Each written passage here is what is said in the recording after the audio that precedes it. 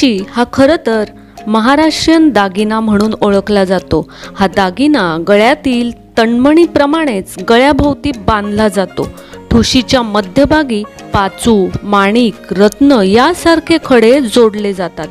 ठुशी म्हणून खरं तर ठासून भरलेलं गोल मणी।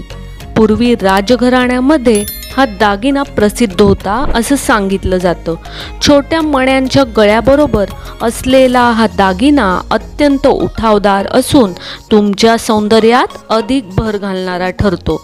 मण्यांच्या आकारामुळे हा दागिना नाजूक तर असतोच, पण अगदी लहान मुलींपासून ते मोठ्या महिलांपर्यंत सर्वच हा दागिना वापरू शकतात। यासाठी कोणतीही वयोमर्यादा नाही आणि हा दागिना प्रत्येकावर खुलून दिसतो।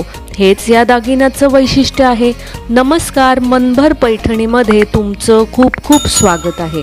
कोल्हापुरी वज्रटीक ठुशी ही ठुशी कोल्हापूरच्या बाजूला आधी जास्त वापरात होती, पण यावरील नक्षीकाम आणि त्याचे मणी इतके आकर्षक आहेत की आता त्याची मागणी वाढली आहे। वज्रटीक ठुशी ही महालक्ष्मी ठुशीशी मिळती जुळती डिझाईन आहे।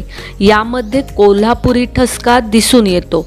अगदी भरलेल्या मण्यांची अशी ही ठुशी घातल्यानंतर एकदम एक भारदस्तपणा तुम्हाला तुमच्या स्वतःमध्ये जाणवतो।